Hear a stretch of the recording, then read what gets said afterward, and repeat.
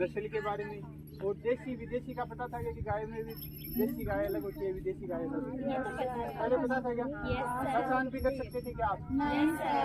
पहचान का पता था? कैसे पता चल जाता है यदि उसको पता था कुछ नहीं? तो नस्लों के बारे में कौन कौन सी गायों की नस्लों के बारे में पता चला आपको? राठी नहीं, देसी गायों की नस्लों के तो ना है।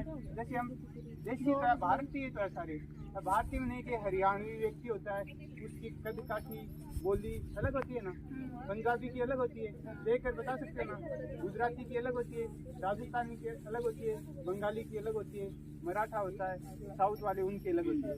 वैसी सारी अपने भारत की जो मूल यहाँ से पैदा हुई गाय वो देसी है, भारतीय है, उनमें अलग अलग नस्लें हैं। जैसे गुजरात क्षेत्र है, उसमें कौन सी नस्ल है? ये परीक्षाओं में प्रश्न पूछा था, गिर नस्ल की उत्पत्ति क्षेत्र कहाँ माना जाता है? कहाँ माना जाता है? गुजरात। थारपारकर नस्ल राजस्थान में, जैसलमेर बाड़मेर क्षेत्र की। राठी नस्ल की गाय बीकानेर क्षेत्र की। ये पूछा जाता है, कई बार पूछा भी गया है। एक साहिवाल नस्ल और होती है, वो बेटा होती है पंजाब की, राजस्थान में गंगानगर हनुमानगढ़ क्षेत्र में पाई जाती है। एक सबसे छोटी, पूरे विश्व की सबसे छोटी देसी गायों की नस्ल, उसका क्या नाम है? उगनूर नस्ल। आंध्र प्रदेश में चित्तूर जिला, उसमें उसकी उत्पत्ति मानी जाती है।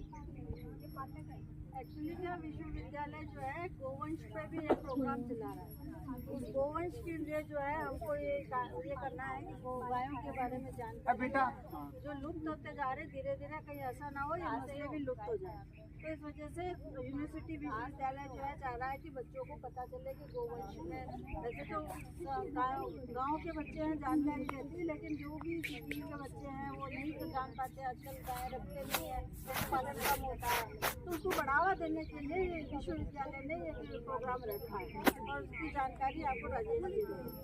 अब एक फिर अपन गायों की, अगर कोई गायों पर काम करना चाहता है, जिसमें एक मंत्रालय है, गो मंत्रालय। कौन सा मंत्रालय? गो मंत्रालय। जैसे अपने कृषि मंत्रालय होता है, चिकित्सा मंत्रालय होता है, शिक्षा मंत्रालय होता है। पता है क्या इन चीजों का? कि इसको शिक्षा मंत्री बनाया इस बार, इसको गृह मंत्री बनाया। बात समझ रहे हो ना? राजस्थान, एक नई जानकारी के लिए बता रहा हूँ आपको, एक पहला ऐसा प्रदेश है जिसमें कौन सा मंत्रालय है? गो मंत्रालय। गो मंत्रालय किसके लिए काम करता है?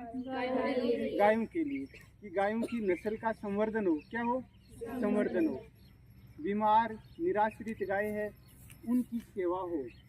इसके लिए गौशालाओं को भी राजस्थान की सरकार है 9 महीने तक अनुदान देती है। बात समझ?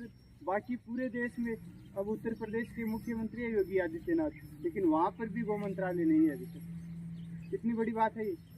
अरे है कि नहीं? तो इन चीज़ों का पता होना चाहिए ना। आप आगे कोई SDM बनेगी कोई लड़की, तो उसी गौ मंत्रालय में कहीं कोई पोस्टिंग दे दी, गायों के बारे में पता नहीं है, कैसे वो संवर्धन का काम करेगी?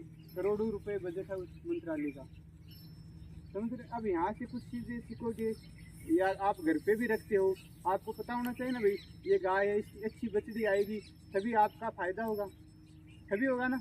अब कोई गाय दे रही है 10 लीटर दूध, उसकी बछड़ी दे 5 लीटर, आप रखोगे क्या उसको?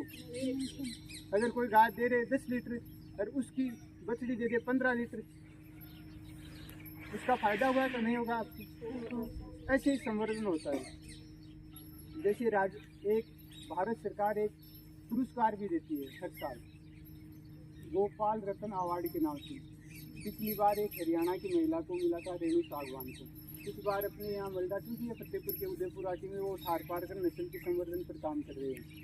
उनकी लाखों लाखों रुपए में ये थारपारकर की गाय मिलती है।